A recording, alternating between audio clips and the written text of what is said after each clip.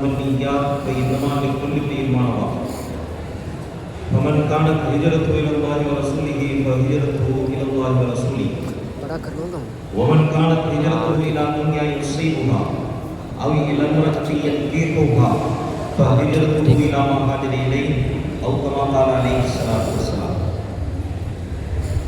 கண்ணியத்திற்கும் மதிப்பிற்கும் மரியாதைக்கும் உரிய எங்களுடைய ஆசான் யூசுஃபியா மதரசாவுடைய முதல்வர் ஹதரத் திபிலா அவர்களே மற்றும் மேடையில் வீட்டில் இருக்கக்கூடிய உலமா பெருமக்களே, பெரியோர்களே, சான்றோர்களே, நண்பர்களே, சோதர்களே, அல்லாஹ் ஜல்ல ஜலாலுஹு அம்மனவாஹு இந்த உலகத்தில் மனிதனை சோதிப்பதற்காக படைத்தான். எல்லா தரப்பினரையும் எல்லா காலங்களிலும் எல்லா வகையிலும் அல்லாஹ் சோதித்தான். குறிப்பாக சொல்ல வேண்டுமானால் 8 விஷயங்களை உலமாக்கள் எழுதியிருக்கிறார்கள். சுகம் கொடுத்தும் அல்லாஹ் சோதிப்பான், துக்கம் கொடுத்தும் சோதிப்பான், லாபம் கொடுத்தும் சோதிப்பான், நஷ்டம் கொடுத்தும் சோதிப்பான், ஆரோக்கியம் கொடுத்தும் சோதிப்பான், ஆரோக்கியத்தை எடுத்து நோய் கொடுத்தும் சோதிப்பான், கண்ணியம் கொடுத்தும் சோதிப்பான், கண்ணியத்தை எடுத்து இழிவாக்கியும் சோதிப்பான். இந்த 8 வகையான காரியங்களை 2ஆக பிரிக்கலாம். முதலாவது சாதகம், இன்னொன்று பாதகம். முதலாவது நல்ல நிலை, 2வது கெட்ட நிலை. இந்த உலகத்திலே வாழுகின்ற அத்தனை நபர்களையும் இந்த 2 வகையிலும் அல்லாஹ் சோதிப்பான். அவர்களுக்கு நல்ல சூழ்நிலையை கொடுப்பான், நல்ல உடல் ஆரோக்கியத்தை கொடுப்பான், நல்ல வகையிலே லாபத்தை கொடுப்பான்.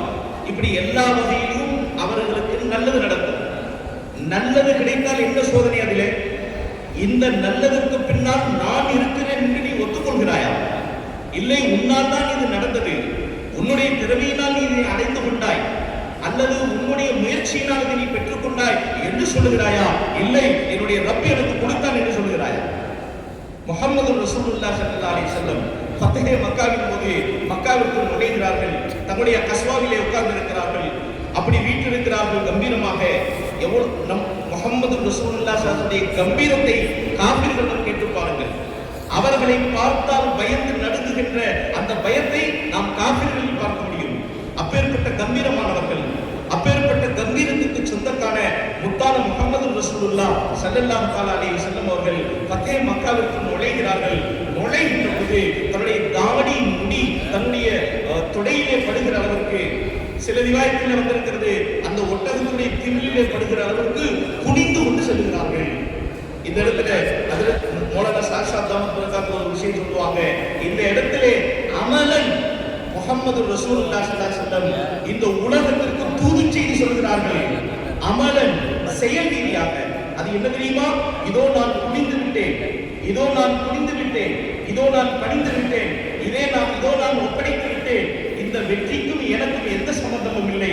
இதோ நாங்கள் இந்த மக்காவிலே வீடு நடைபெற்றுள்ளே நுழைகிறோமே, இந்த மக்காவை ஆளுகின்ற வகையில் இந்த வெற்றிக்கும் எங்களுக்கும் சம்பந்தம் இல்லை என்று செயல் ரீதியாகவும் சொன்னார்கள், சொல் ரீதியாகவும் சொன்னார்கள். அல்லாஹ் தஆலா நஸர அப்தா அல்ஹம்துலில்லாஹி வஹ்தா. அவன் ஒருவனுக்கு எல்லா புகழும், அவன் ஒருவனுக்கு மட்டும் எல்லா புகழும். அவன் தான் இந்த அடியார் உதவி செய்தான். வஸதக வஅதா, அவன் ஏற்கனவே வாக்குறுதி கொடுத்திருந்தான். மக்காவை விட்டு வெளியேறுகின்ற பொழுது, வெளியேற்றப்படுகின்ற பொழுது என்னை முஹம்மது ரசூலுல்லாஹி ஸல்லல்லாஹு அலைஹி வஸல்லம் அவர்களுக்கு அல்லாஹ் வாக்குறுதி கொடுத்திருந்தான்.